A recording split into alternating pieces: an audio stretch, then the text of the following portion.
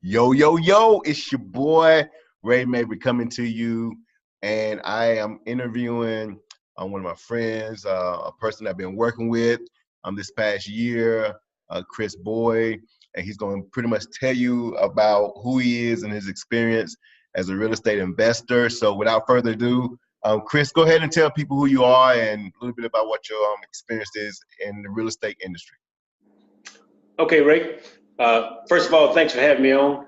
I'm a firefighter right now, and I've been a firefighter for about 24 years, and I'm looking to retire this year. I've been interested in real estate for a very long time, but just never really got into it. Reason being is I keep a small circle of friends, and not too many of them are in real estate. So, actually having somebody who I could go to for information was just not there. There's always information online, but you didn't know who you could trust. I didn't know anybody who was actually buying courses or anything. I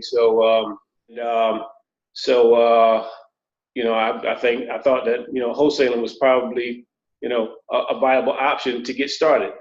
My overall goal is to move into some buy and holds, just to build some passive income. But wholesaling is just kind of, filling in for right now. I do plan to keep wholesaling, but I also want to look at buy and holds for passive income as well. Okay, great. And what area are you located in, and what areas do you plan on having your rentals? Okay, so my area is right now in Columbia, South Carolina. That's where I'm still working at right now. But I actually live in Charlotte. We moved to Charlotte probably about 3 years ago.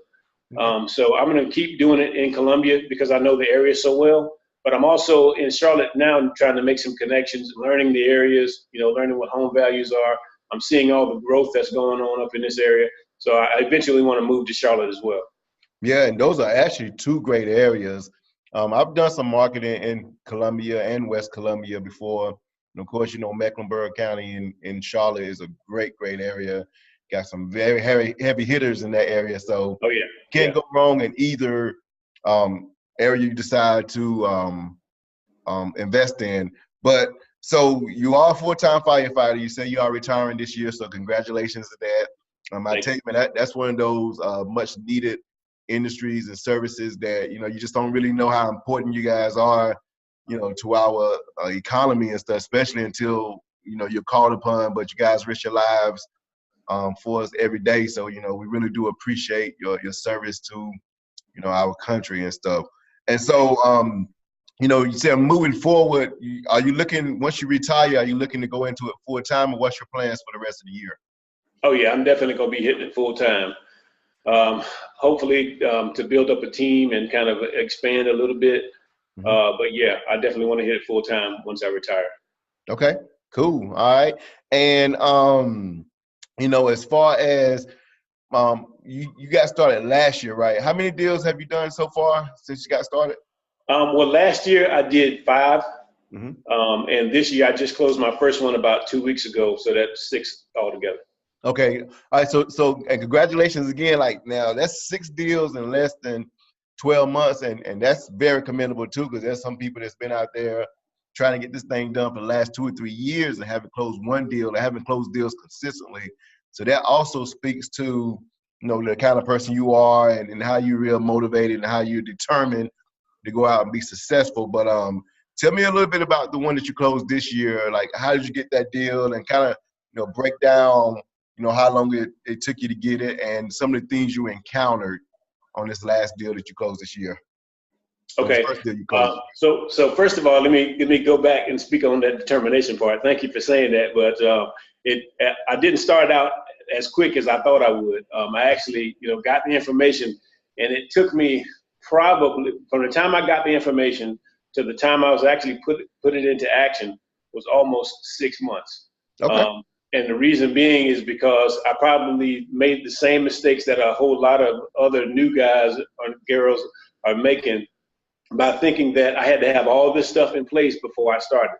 And it actually took up a whole lot more time than I expected it to.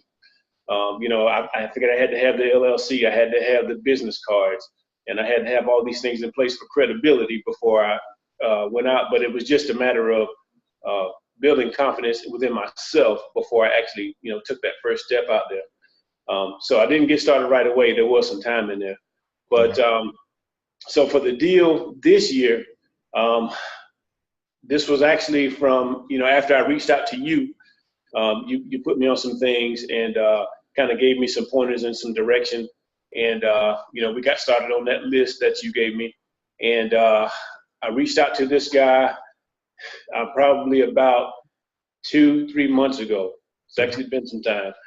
And we've been kind of going back and forth. He had this house. His daughter actually had the house, but I think that he was saying that he wanted to sell it, but he wasn't actually sure what he wanted for it. And so we kind of went back and forth a little bit, and I was actually able to, narrow him down to a price, send him an offer, and he was still working with his granddaughter. He was still hesitant about letting it go. But he eventually came around and we were able to actually lock this deal under contract and get it closed. Okay, cool. And so you said a couple of things there. First of all, as far as feeling like you needed to have everything in place before getting started, I think that's one of the key things that people kind of put the cart before the horse per se. It's good to have the LLCs in place and all that, but it's not required to get started in this industry. Once you're going out here, you're doing deals consistently, obviously you want to have that stuff in place. But a lot of times people feel like they have to have that before they get started, and that's just not true. And you just validated that. Also, in working with this seller, you also mentioned that you've been working with them for the last 2 or 3 months. And that goes to show once again that, I'm sure you had to follow up with this guy, have multiple phone calls between him and his granddaughter. And, sometimes people think that, the first sign of no or the first rejection is a dead deal. And that's not always the case. You got to follow up. You got to make sure you stay on top of these people and just continue to just let them know that you're there for them and you're there to help them. And so, what was it that you think made the seller decide to go with you versus other people? Because I'm sure you wasn't the only one marketing to them. Well, I don't know if I was the only one marketing to him. I'm thinking it was probably the level of rapport that I was able to establish with him. He was a World War II veteran. Okay. And of course, I did some time in the military myself. And the first time this guy and I talked on the phone, we must have talked for about 2 hours. Wow. Yeah. Whole time. Yeah. He did most of the talking. And so I just let him go on, and probably didn't talk to a whole lot of people.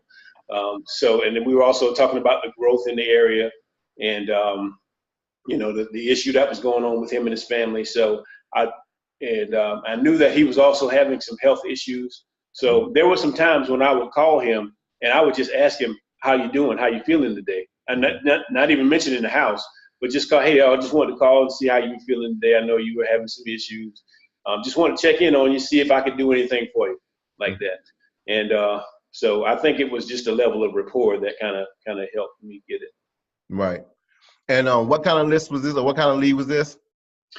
This was a absentee vacant. Yep, absentee vacant. That's actually my number one list.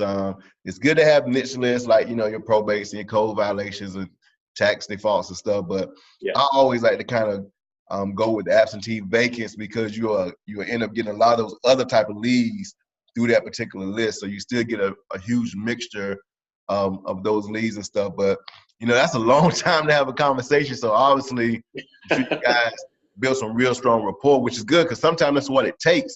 Because at the end of the day, you end up getting the property sold. Did you assign the contract? Or was it a double close? I signed it. Yeah, an assignment for you, those of you that's listening, it just basically means that he locked the property up and he basically sold his contract. Or he flipped his contract to an end buyer and he got the fee versus a double close. Normally, what you would do is you would actually close on it and then you would sell the same property to the end buyer as the seller. So it's an extra step with a double close, but I personally rather do an assignment than a double close because it's less time in my opinion, and it's less costly because normally With a double close, that means you have 2 closes versus 1. And if you don't mind sharing, what kind of profit did you make on that particular deal? That one was 7,000. $7,000. $7,000 from a cold call to a list that was absentee vacant. Now, as I said before, it took them 2 or 3 months to get the property nailed down. But imagine having deals like that at least once a month or twice a month, and you start building your pipeline up. I mean, that's a pretty good income. I mean, unless you in Beverly Hills or unless you somewhere in a very, very high net worth area, that's a $100,000 business model. If you can close, 2 of those a month and do it consistently. And the other thing about it too is Chris is still fairly new in this industry, so the more he does it, the better he's going to get at it, which means that he's going to be able to close for higher profits, and he's going to be able to close more deals. So, once he retires this year from being a fireman, being a firefighter, he's going to go full force in this business, and just look out for him, because I guarantee if we come back a year from now, he may have some products he's selling. He might be teaching some courses. He might be on he might be the guru. Who knows? Yeah, and there was a potential to take down a whole lot more. Well, not a whole lot more, but a few more. But the thing is, like I spoke to you before, it's like whenever I had my time off, my momentum was starting to build up, and then as soon as it started to build up, then it's time to go back to work again, and I'd come back and I'd like starting all over again. So I think once I hit this full time, it's just going to be a smoother ride from now on. Exactly. And that's too, like, being, because Chris, he is a family man. He has a wife and stuff. So definitely he got obligations, like on his days off and all that. Because normally with being a fireman, you got so many days on and so many days off. But on those days that you have off, you got other things you have to do other than work your business. So once he retires, he'll have way more time to dedicate towards his business, which is good. So before we go, Chris, what kind of words of wisdom can you share with the people, especially somebody that say hasn't closed that deal or hasn't closed deals consistently, or they're thinking about wholesaling, which is what we're talking about, real estate wholesaling. Knowing what you know now, what's some advice that you would give somebody that's just getting started in this industry? Okay, if you're just getting started, I'd first of all say get a good education.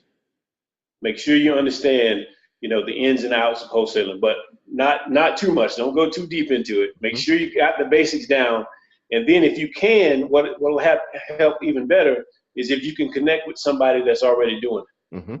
And then once they give you an action plan, or once they give you some steps, take action. Don't wait. Take action right then.